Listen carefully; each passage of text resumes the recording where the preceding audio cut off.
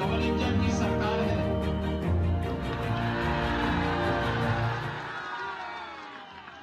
और double engine सरकार का लाभ क्या होता है? 500 वर्षों की जो समस्या थी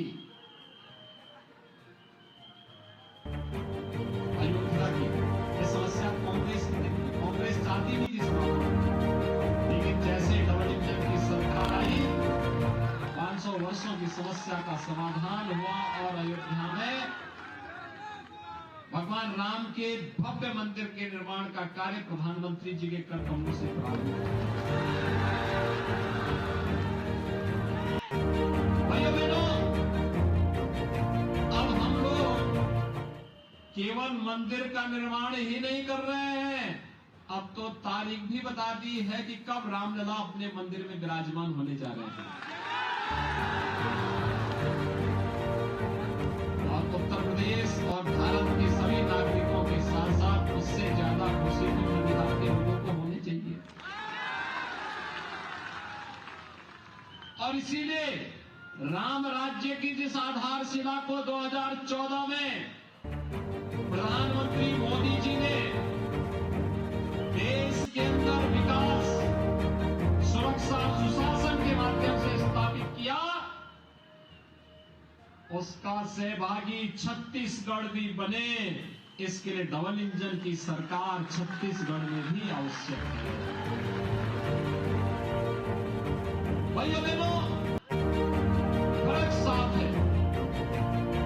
एक और मोदी जी के नेतृत्व की विकास, सुशासन और सुरक्षा वाली सरकार,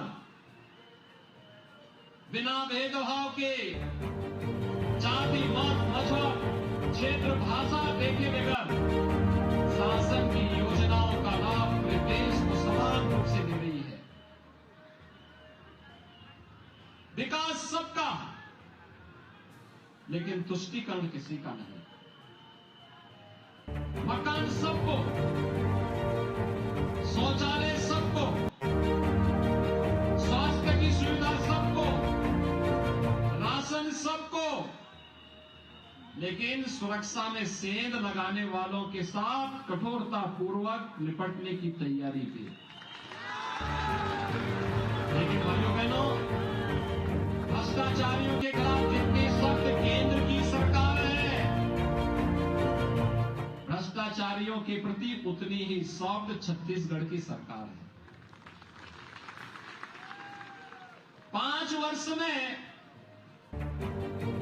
भूपेश बघेल जी के नेतृत्व में कांग्रेस सरकार ने विकास तो नहीं कराया, नौजवानों को नौकरी तो नहीं दी, यहां की बहन बेटियों की सुरक्षा की पुख्ता व्यवस्था तो नहीं किया, व्यापारियों को और किसानों को पीड़न भी किया, राम भक्तों को लाठीचार्ज भी करते रहे।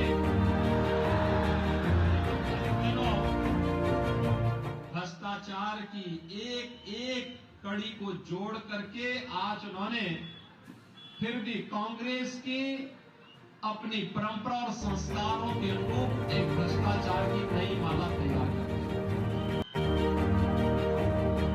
यहां शराब घोटाला होता है, यहां कोयला घोटाला होता है, यहां खनन में घोटाला होता है, और घोटाले केवल यहीं पे नहीं, युवाओं की भर्ती में भी घोटाला हो जाता है। और यहां पर हमने तो पहले बिहार में ही सुना था चारा घोटाला, अब तो हम छत्तीसगढ़ में सुन रहे हैं गोबर घोटाला।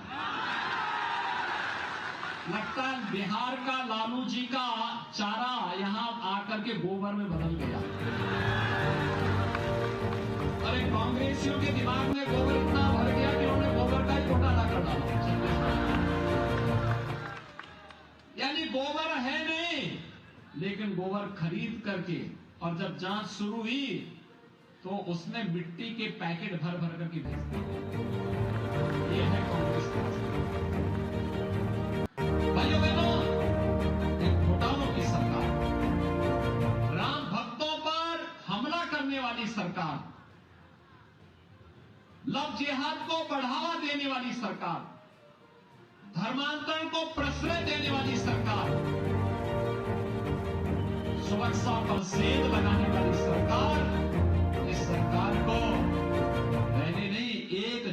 टिकने का कोई अधिकार नहीं है। एक क्षण का नहीं। और यहां पर कैसे कांग्रेस में दायित्व दिया जाता है हिंदुओं का पीड़न करने वाले तत्वों को, उसके बहुत सारे नमूने हैं। उनको कहीं कांग्रेस के युवा विंग में पदाधिकारी बनाया जाता है, कहीं पे सरकार के किसी महत्वपूर्ण दायित्व का जिम्मा उन्हें देने का कुत्सित प्रयास होता है। लेकिन भाइयों बहनों, ये चीजें भारतीय जनता पार्टी की डबल इंजन की सरकार जब आएगी वहां तो नहीं स्वीकार कर सकती, वहां नहीं स्वीकार करेगी। और फिर छत्तीसगढ़ में क्यों? छत्तीसगढ़ को तो